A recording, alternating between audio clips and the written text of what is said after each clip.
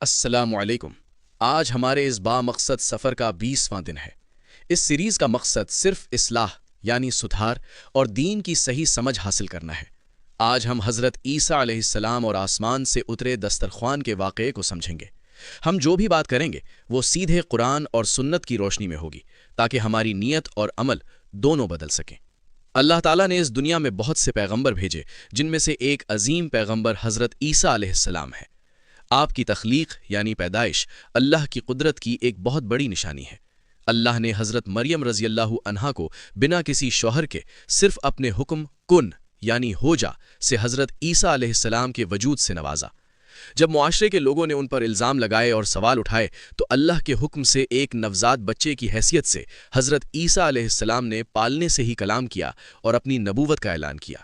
بڑے ہو کر آپ نے اپنی قوم کو صرف ایک اللہ کی عبادت کی دعوت دی۔ اللہ نے آپ کو کئی معجزے عطا کیے۔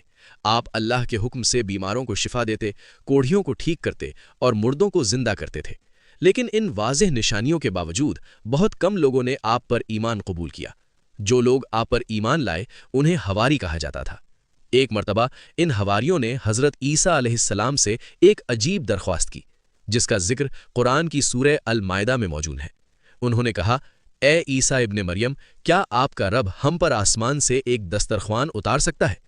حضرت عیسیٰ علیہ السلام کو فکر ہوئی کہ کہیں یہ لوگ آزمائش میں نہ پڑ جائیں یا ان کے یقین میں کوئی کمی نہ ہو، تو آپ نے فرمایا، اللہ سے ڈرو اگر تم مومن ہو۔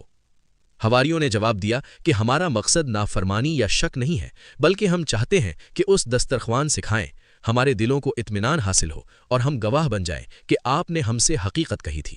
جب ان کی نیت صاف تھی تو حضرت عیسیٰ علیہ السلام نے اللہ کی بارگاہ میں دعا کی، اے اللہ، اے ہمارے رب، ہم پر آسمان سے ایک دسترخوان نازل فرما جو ہمارے اگلوں اور پچھلوں کے لیے خوشی کا دن بن جائے، اور تیری طرف سے ایک نشانی ہو، اور ہمیں رزق عطا فرما، تو ہی سب سے بہتر رزق دینے والا ہے۔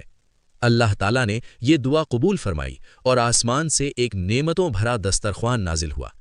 اس واقعے سے ہمیں یہ سبق ملتا ہے کہ انسان کا عقیدہ اور توکل اللہ پر مضبوط ہونا چاہیے۔ اللہ اپنے بندوں کو وہاں سے رزق دیتا ہے جہاں سے انسان کا گمان بھی نہیں ہوتا۔ رزق کی فکر میں کبھی مایوس نہیں ہونا چاہیے۔ اے اللہ، ہمیں حلال اور پاکیزہ رزق عطا فرما، ہمارے دلوں میں کامل یقین پیدا کر۔ اس رمضان میں ہماری تمام خطاؤں کو معاف فرما اور ہمیں حضرت محمد صلی اللہ علیہ وسلم کی سنتوں پر چلنے کی توفیق عطا فرما۔ آپ سب کمنٹس میں آمین ضرور لکھیں۔ اللہ ہماری نیتوں میں اخلاص پیدا فرمائے۔